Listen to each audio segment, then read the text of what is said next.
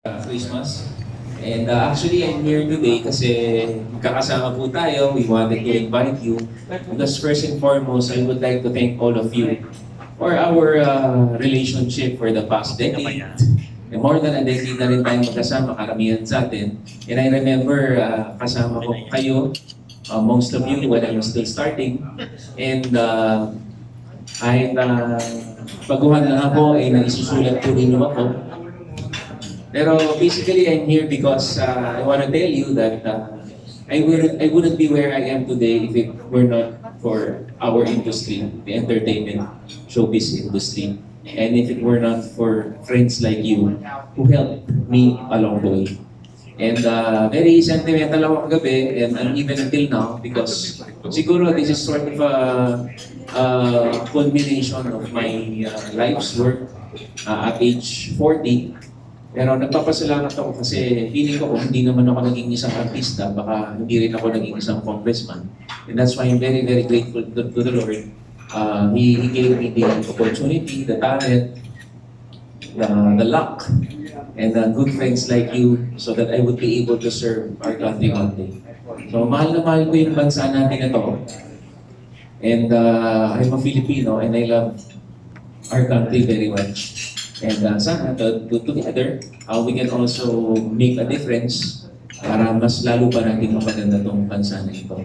This award means a lot to me because ang laki po ng aking sinakripisyo para lang po sa mabigyan ng pagkakataon na makapaglingkod.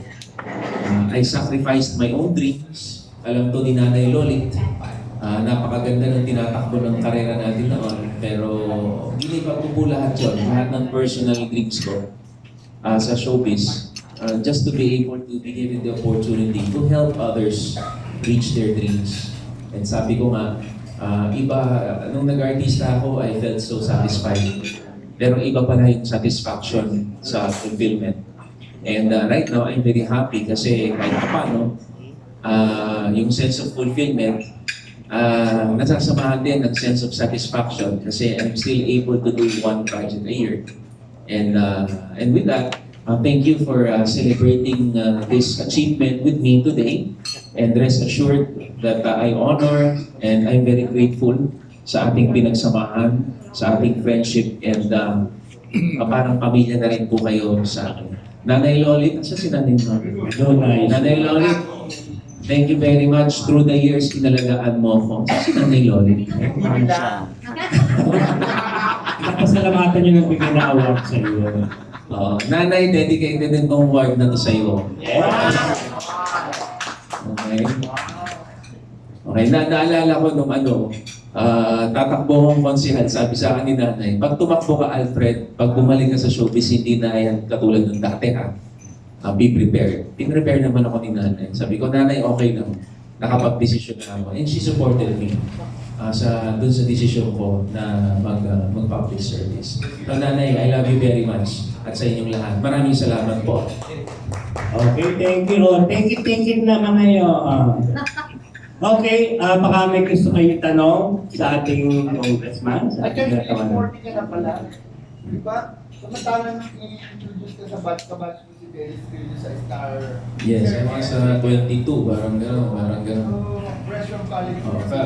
Fresh graduate ako. Yun yung sa inyo nandun. When I was launched by Star Circle Batch 10. Ikaw yung pinaka-bigyan sa batch sa Diyos, di ba? Baka yung nakapasamatulog ka doon, di ba? Hindi niya talaga makalimutan yung monologue. May mga bagay kayo hindi nakakalimutan sa akin. Monologue, saka yung coffee table book. Yes. Ngayon ka sa akin. Collector's item. Okay. Yes. So, fairness. Launching niya yun. Jeffrey Editorial. Yan. May tanong pa. So, Di ba? Ito yung nominate.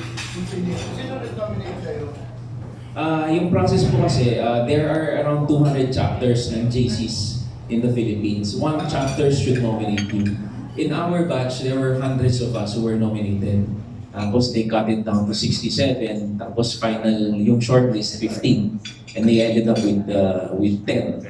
Tapos yung mga kasama ko rito, mga scientists, mga nakaka-invento ng mga salt-powered lamp, yung mga gano'n. Yung isa, mga kaibigan natin. Tapos, engineers, may doctors. Pero sa larangan ng public service, ako po yung nakakuha ng award. Okay, may question pa kayo sa ating congressman. Gano'n kayo importante? I see, yes. Gano'n kayo importante. Super, itong award na to, napakahalaga for me. And sa tingin ko, kasi nare-recognize yung mga pinaghirapan natin sa pinagsakripisyo. And pero sa tingin ko, mas mahalaga siya in a sense na mas nakaka-inspire tuloy to work harder because being a Toy honoree is a lifelong commitment. So dahil dito, yung tinaas nila yung mga nagawa mo, na-recognize ka, I expect nothing less from myself. Tinaasan ko na rin ngayon yung standards ko in terms of public service, in terms of character, in terms of who I am as a human being. Thank you, Dr. Thank you. Ito may question kayo naman from Mario Tumawan.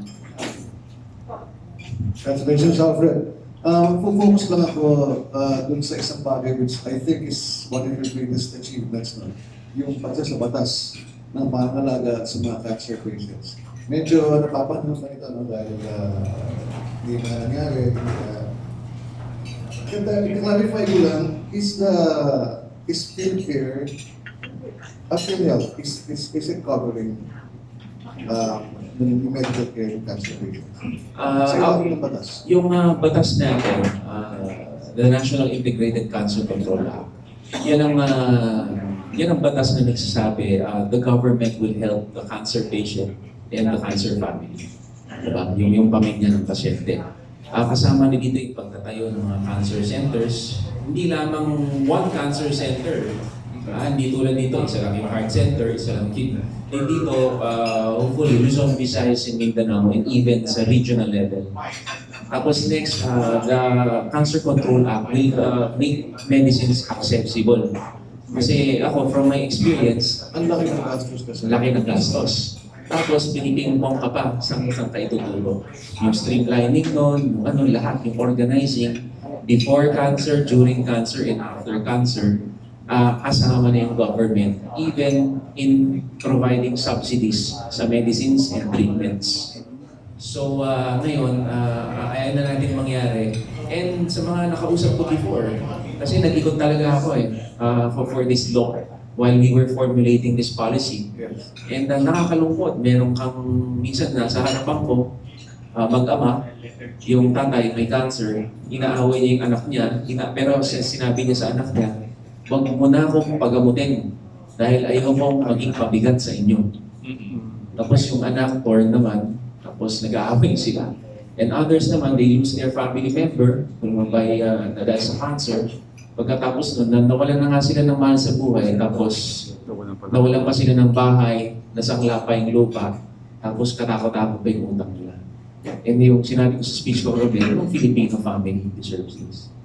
And that's why I promised my mom on her deathbed, Ma'am, gagawa ako ng paraan.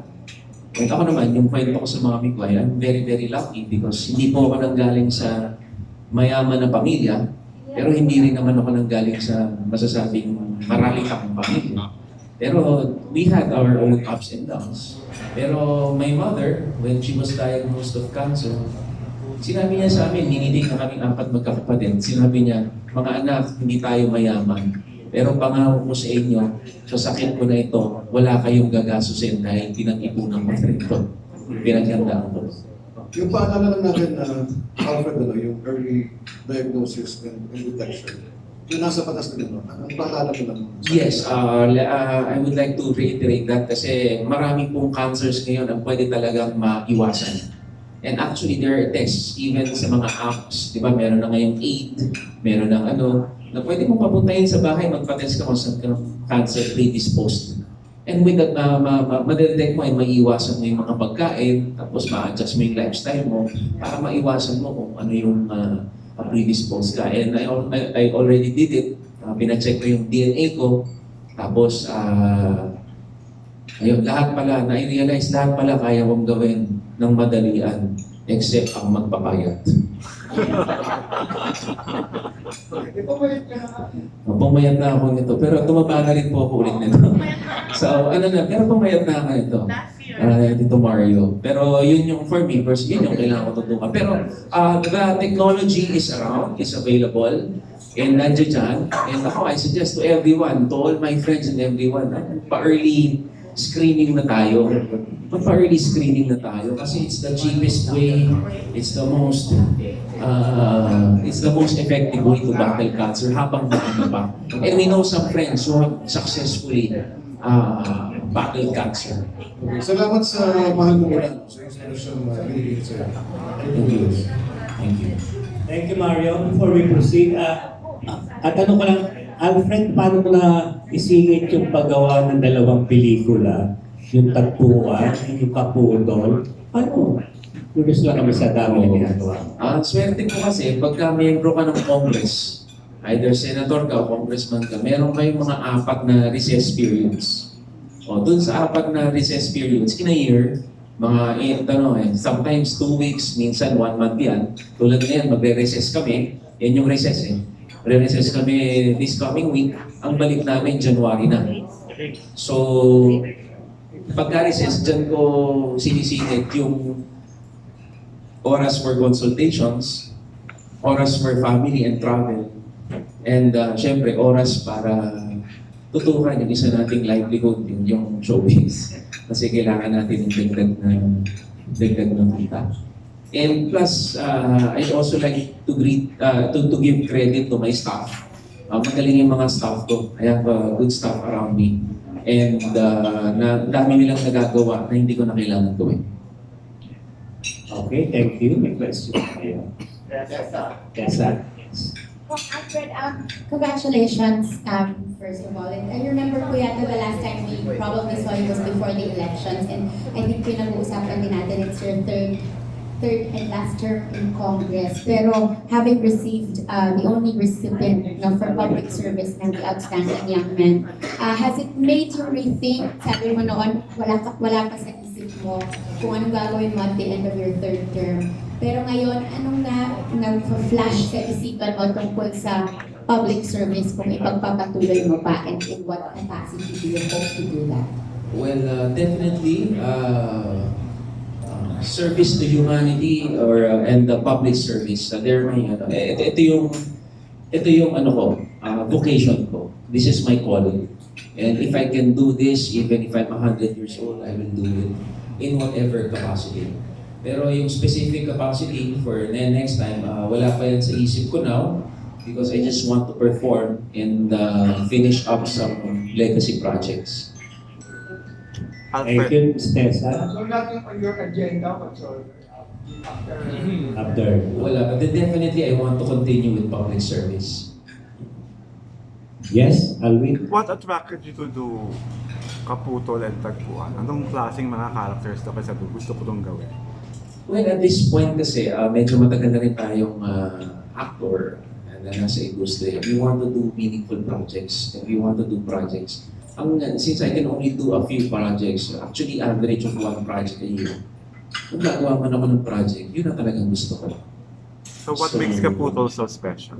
Kaputol is an advocacy film. And honestly, kaya siya maganda dahil sinulat siya ni Ricky Lee. Okay. Noong 80s pa lang, short film na siya ni Ricky Lee na ginawa full length.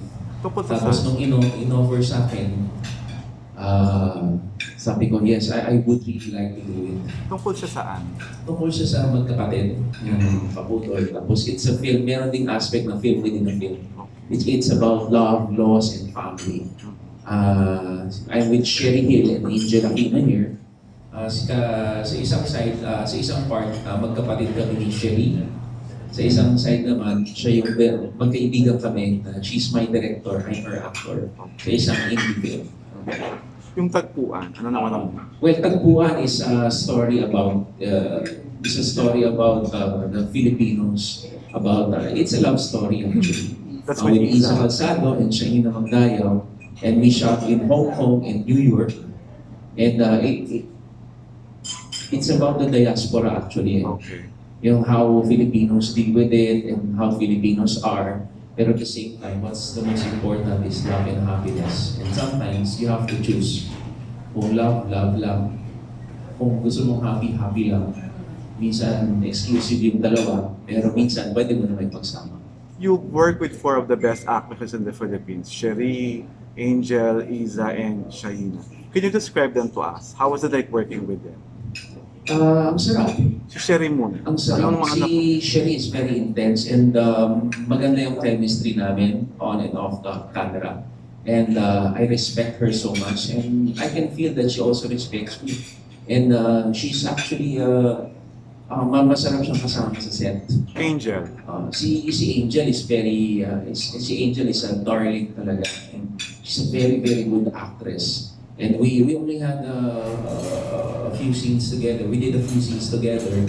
Pero just like before, kasi I did this Eddie Romero film with her before, yung Faces of Love. Ang galing. And alam mo, pagka ganyan mga kalibre yung kasama mo, nadadala ka na rin sa eksena. And that's what happened to me. And it makes acting easier. Gano'n naman yun eh. Pagka magaling mga kasama mo, magaling ka na rin. So dahil sa kanila, feeling ko, nakatulong. Si Shaina, first time working with her? Ay, nako. First time to work with her and you have to watch her scenes in Tagpuan. Ibang-ibang Shaina yung makikita dito. And it's my first time to work with her. She's very humble. And walang keme-keme, walang ka-arte-arte sa katawan. And we shot in Hong Kong, we also shot in New York. And we had a blast. We enjoyed our stay there. New discoveries about Iza Calzado, kasi dati perennial partner mo siya. Sorry. Di ba si Iza laki mong ka-partner dati? Yes. Ano mga bago mo na-discover about her na sa pagkasama niyo ulit? Well, si Iza naman, partner na kami before in several shows from way before. Kaya nandun na talaga to begin with. And actually, she was our first choice for the role, si Iza. And she did a good job. And ang ganda ng portrayal nila ng characters nila sa Tagpuan. What's new? Mas si Iza ngayon? Mas tawag dito? Parang mas gusto niya ngayon yung mga pinaka-challenging na roles. Okay. And natutuwa ako kasi sobrang game na game siya sa kahit na anong character na challenge na binibigay sa kanya. And I respect her very much as an actor and as a friend of mine for how many years already since Encantadia. Okay, thank you. Thank you, Alvin. May tanong pa. Jerry, may tanong ka ha? Na namumblema ngayon. Sino pa? Ricky Love? Alex. Aster dan si Aster. Si Ro.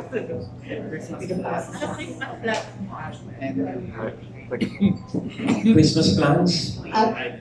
Yun, bilang congressman, alam nyo, nakatanggap ako ng almost 2,000 Christmas party events. So obviously, hindi ko mapupuntahan lahat. So I would like to go to the ones that I can. So yun muna yung schedule natin.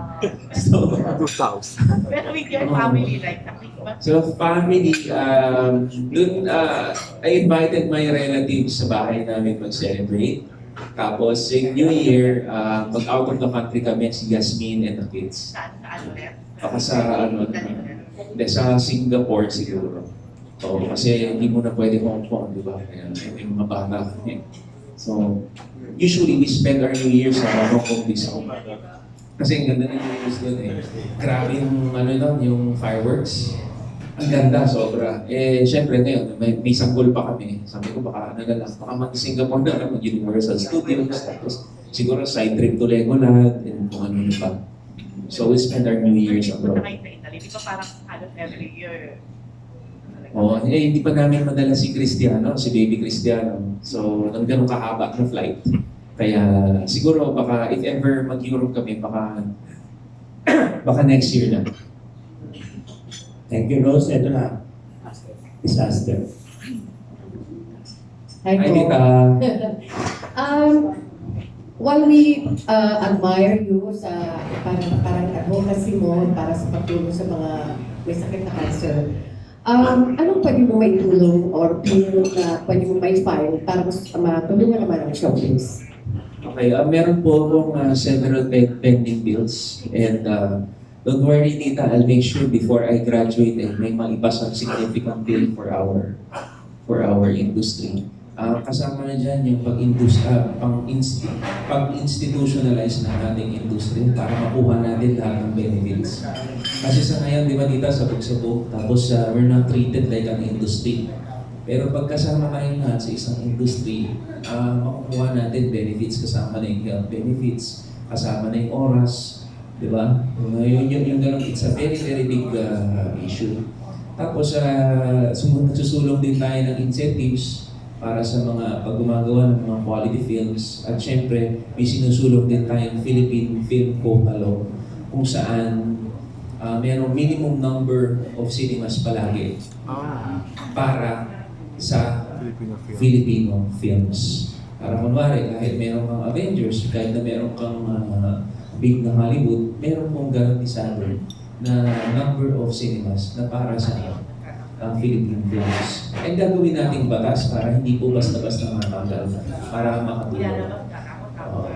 Yes. Alam mo, Tita Aster, I've been in this industry for a long time already. And gusto natin, meron tayong magawang significant reform and para po makatulong sa lahat ng taga-industriya natin, including friends from the press, sa production, from stars to the big players to the producers po. We have to admit also kasi among theater owners, mga negosyante ito, di ba? Karamihan ng mga producers, nagsisimula pati ang pelikula on a Wednesday. Tapos pag hindi kumita yung pelikula, hindi na umabot ng weekend, Saturday and Sunday. Isa pa yun sa dapat talagang protectionan. So, and for the longest time, that has been said many times over, na marami pang ibang industriya na pumasok sa politika, pero up to this time, sorry to say, pero wala pa rin nangyayari. Ako tita, I'm with you kasi gusto ko rin po Friday ang opening. And it is a challenge to pass a law. Why? Because kung tayo lang po magde-decide, madali lang. Pero ang dami rin forces na other sides na we have to take into consideration. Pero I am for that move na gawing Friday ang opening para malakas po yung pelikula. Kasi pag Wednesday, ginagawang dahilan lang para tanggalin Diba? And another problem that we encountered yun dun sa film quota, inaaral pa po natin yung GATT, General Agreement on Tariffs and Things. Kasi hindi daw pwede kasi dapat free trade tayo. So kung saan kumikita, huwag natin itigilan. Pero we're still, my legislative team is still trying to look for ways how to pass this piece of legislation. Pero tita, tingin ko, mag-uusapin naman kami Liza, Dino palagi, and other, pati dati, madalas kong kausap sila dito, Res Cortez, sila Tito Leo Martinez. Nag-uusap po kami palagi and we're working really, really hard para makapagpasa po ng mga measures for the industry. Lastly, are you seeking for a higher position pagkatapos na yung term mo sa Kongreso? Well, wala pa po yan sa isip ko ngayon. Pero definitely, I would like to continue my public service life. Sabi ni Ricky Lo, how high? Masyado pa pong maaga. So, and still, I'm only just 40 years old. So, we still have a lot of time naman po. And ang gusto ko lang po yung legacy projects ko. At gusto ko po may mapatunayan pa tayo lalo dito po sa ating ginagawa. And we will let the people tell us kung ano po, kung saan po tayo nababagay in the future. Thank you and congratulations. Thank you, Tita Aster. Sige, sige. Sige. Sige, okay lang. Follow up lang. Yan muna. Oo. Dahil kasabi mo, nakakausap mo dati si Lizio Martinez, Director General of the Academy. Eh ngayon, Median West. Nagkausap na kayo? Hindi pa. Parang a few weeks ago lang siya nag-assume. Pero I would love to meet the new head of Film Academy of the Philippines. Kaaway ba sila? Wala ba sila? Hindi kaya sabay mo. Ano ba si Yan yung manaligaw? Follow up lang. Alfred, aware ka ba na tinanggal na yung power sa CEB na magbigay ng tax rebates? And what is your comment on that? Yung amusement tax. Yung amusement tax, ang CEB tinanggal na sa, hindi na pwedeng magbigay ng tax rebates kahit ma-erase ka ng CEB. Hindi Tama na ba? makakakolekta ang FDCP ng amusement tax rebate sa mga graded films.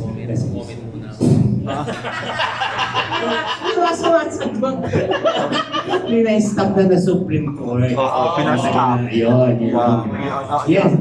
No-comment daw muna siya. Yes, Judge. Kung magbabakasyon ka abroad, pero ikaw ba may time ka pa subaybayan ng MMFF? At this year, ano yung matunog para sa'yo? Well, napanood ko na yung Miracle in Cell number 7. So, ganda. Bagay ka lang doon. Naiyak ka ba? Naiyak ako. Alam nyo, when an actor watches another movie, ang tendency kasi naming actors, uy, gusto ko ba ito? Kung ako to, diba, kung ako yung nagpe-play ng role na to, okay ba to? And for me, after watching the film, talagang ako parang, sana, makagawa ko ng ganitong pelikula na yun. Si Aga, ang galing ni Aga doon. And lahat, ang some cast, ang galing nila. At bilang nanalo ka na din ng mga awards bilang actor, ikaw ba tingin mo yung isa sa pinag-uusapan kasi ngayon sa MMFF, yung isang artista nanalo na ng award, does that give her an unfair advantage to the others, over the others? Well, it can never be unfair because magaling naman talaga siya. So, I think it's just fair na kung magaling ka, ma-awardan ka. And kung nakita ng tao na magaling ka, awardan ka talaga nila. So, what would be unfair is if you are not deserving to win an award. Pero sa tingin ko, pag magaling ka talaga. Kahit nanalo ka ng award sa iba o hindi, magaling ka, nandun ka. Bilib ako. Yung sinabi ni Vice Ganda na mababa ang tingin ng iba sa comedy, what's your comment on that? Mababa ang tingin ng ibang tao sa genre ng comedy. That's not true. Tama ba? Sa comedy na yung mababa. Sorry. Ituloy please. Sorry. Hindi, that's not true. Ang comedy, actually, kadalasan mas mahirap pa mag-comedy kaysa sa mag-drama. Kasi iba yung timing, tapos yung wit, yung spontaneity mo, yung bilis mo mag-isip. Yun, requirements lahat yun eh. And yung mga nagko-comedy, para lang sa mga gifted talaga na yung mamagaling dyan sa larangan ng comedy. So agree ka kayo yung ganda, mahirap gumawa ng comedy talaga. Agree ako kay Vice Ganda, tama siya. Mahirap, hindi ba, mga kaibigan, hindi po madali gumawa ng comedy. Napakanyang gumawa ng comedy. Maganda yung comedy nyo ng Bikini Open. That's a very good comedy. Yes, directed by Jeffy Jitoria. Comedy siya, pero... Basta sa basura kasi may pera. True. Ang tatanong ko, 40 ang cut-off ng TOYM, no? 40 hanggang 40 years old. Yes, the TOYM is only awarded to young men over less young than men 40. and women who are below 40 years old. Oo, umabot 40 ka. and below. Umabot po. Umabot ka. Sabi siya na ba't napipili? Dapat meron mag-nominate sa inyo na isang GCI chapter in the Philippines. Tapos, yung nomination ng TOYM is very, very, tedious. From more than 100 kami na-nominate, we got down to 67, tapos shortlist is 15, tapos natira kami 10. Tapos, merong months of vetting. Nagulat na lang ako, tinawagan nila yung high school teacher ko, tinawagan nila yung mga kaibigan ko. So, hindi lang nila ginubugang. Tapos, bine-verify nila kasi sa unang level, merong screening committee.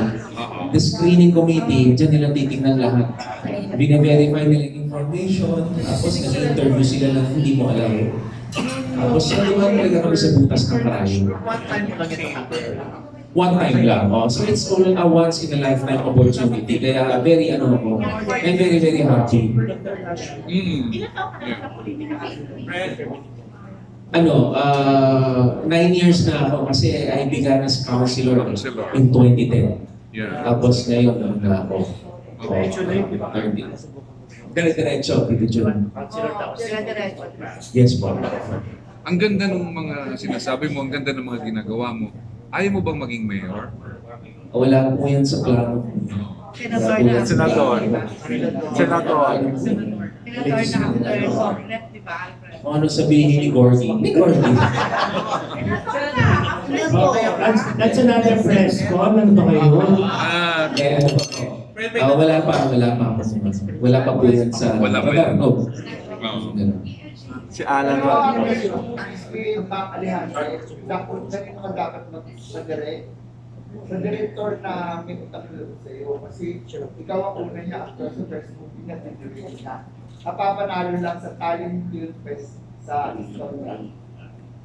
Si John Lana. Direct John. Congratulations to Direct John. So, may utang loob siya sa iyo, umayag ka magpa-direct sa kanya, di ba? Sa isa pa lang makatay. Ano ba yan? Actually, makalimutan. Huwag ka makamove over, Way before, nakapag-usap na kami. So gusto nga namin mag-go-prod. Ang sabi sa akin ni Direk Jun, as I remember it, pag merong material na bagay sa'yo, okay, let's go, let's do it. Ito nga, siguro, I'd like to offer a prayer kay Direk Cesar Apolinario. Pero, sa Film Fest. Film Fest. First directorial job is Actually, buti na lang, nagkita pa kami 2 weeks ago, binisita ko siya, nadalaw ko siya. Pero nagulat ako kasi, ang lakas-lakas na eh. Yung huling usap namin, palabas siya.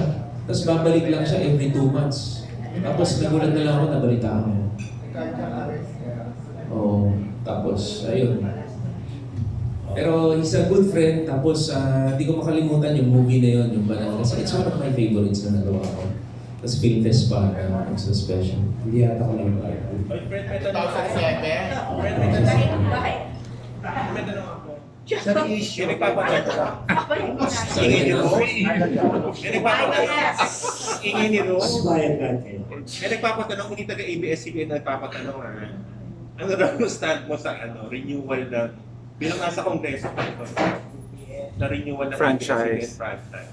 Kaya, syempre para sa atin, marami pa rin trabaho na bibigay ng network. And sana maayos.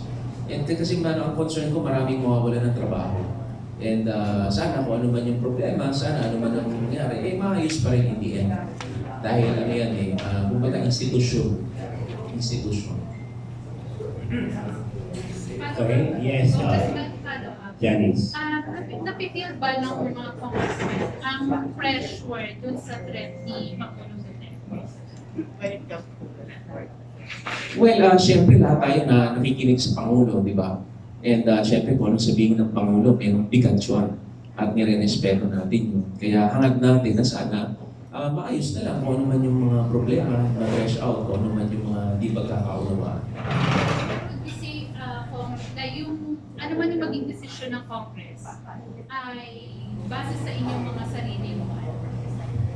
Stand, hindi maapektuhan ng anong Yes, it's a collective decision always. Alam mo naman yan ba, bobotohan yan palagi. So kung ano man, hindi yan decision ng nag-iisa lang, boboto yan ng buong Kongreso. Tama na ha. Hintay na lang natin yung Mars. Extension of term, kayong president and vice president. Alin? Puro kayo politika. Sige. Kayo dun, di ba? Sa extension. Hindi man lalabas ng editor niya, mapolitika yan. True. O showbiz naman, ano ba sasabi sa singing ng mga members ng PFP? Sinong i-covering sa Huwag kayo. Picture na, picture taking. Picture taking na. Ang really like to say Christmas message sa kanila. So I wish you all a very Merry Christmas and thank you for the friendship throughout the years. And malaki po utang na loob ko sa inyo. I wish you good health and sana this Christmas ay kasama niyo yung family mo dahil ang tuloy na diwa ng Pasko, makasama yung pamilya. So thank you very much and ano po.